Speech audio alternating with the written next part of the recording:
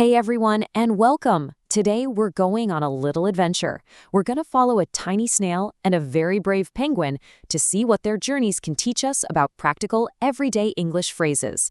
Ready? Let's dive right in. So here's the map for our trip today. First, we'll talk about starting a new journey. Then we'll get into how to talk about those big ideas when they strike. After that, we'll cover asking for and offering help, some key greetings and reactions, and finally, we'll pack up your very own adventure toolkit. All right, first stop, every great quest, every adventure, it all starts with a dream, right?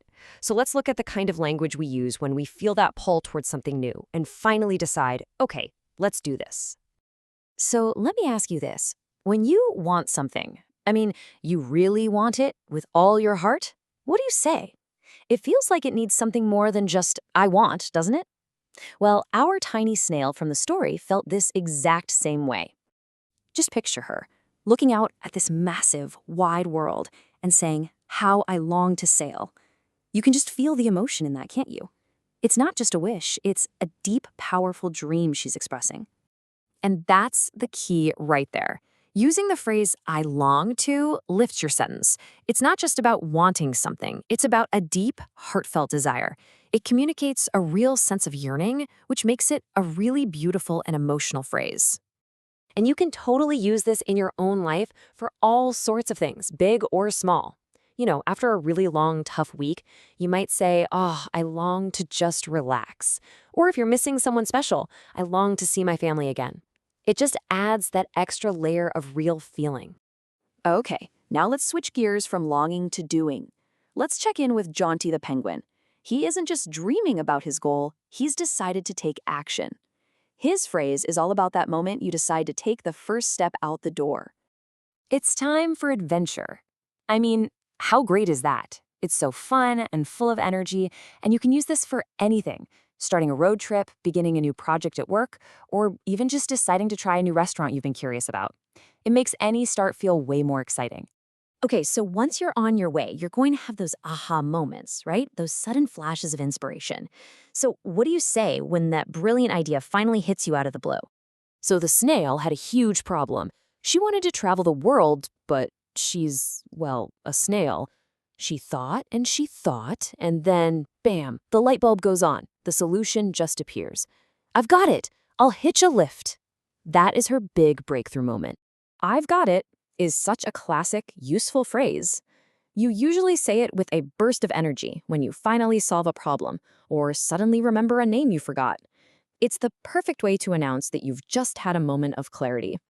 And you can use this all the time. You're wrestling with a tricky puzzle and then, I've got it. You're tearing the house apart looking for your keys. You check your coat pocket for the 10th time and, I've got it.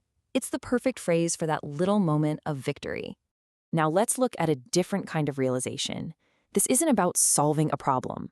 This is about pure happiness. Jonty is out in the middle of the ocean, seeing all these amazing things, and he's just soaking it all in. He's completely present in the moment. This is the life. That's what you say when you are perfectly happy and content with where you are, right in that second. Lying on a beach, eating an amazing meal, just laughing with good friends. Any moment of pure, simple joy is the perfect time for this phrase. Nobody gets through a big adventure completely on their own. A really important part of any journey is knowing how to connect with other people, how to ask for help when you need it, and how to offer it when you can. Now, this is really interesting because we see two totally different approaches here. The snail's sign is super direct, almost like a classified ad, lift wanted. It gets the job done.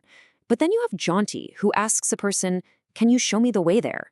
It's softer, it's more polite, and it's a much more common conversational way to ask a stranger for help. And on the flip side, here's a fantastic example of offering help. The polar bear has already helped Jonty, but he doesn't just stop there. He offers to do even more. How else may I help you is just incredibly polite. It really shows you're willing to go the extra mile. Now, you might hear this in a shop or a hotel for sure, but you can also use it with a friend or a coworker after you've helped them with something. It's a kind way to show you're still there for them. Okay, let's talk about the social side of things. On any adventure, you're going to meet new people, and you might even run into old friends. So what are some good things to say in those moments? And this slide is great because it shows two very different situations. The penguins use a very formal, traditional greeting. How do you do? It's polite and perfect for a first meeting. But then look at the snails. When they see their old friend the whale again, they say, "How time's flown," which is such a warm, friendly way to say, "Wow, it's been a long time." So we've explored some incredible places and learned some fantastic language along the way. Now it's time to gather everything we found and pack it into your own English toolkit for whatever adventures you have coming up. And here it is, your personal cheat sheet for the journey. When you want something with all your heart, you've got "I long to." Kicking off a fun weekend, it's time for adventure. That moment of sudden inspiration, I've got it. And for that moment of pure bliss, this is the life.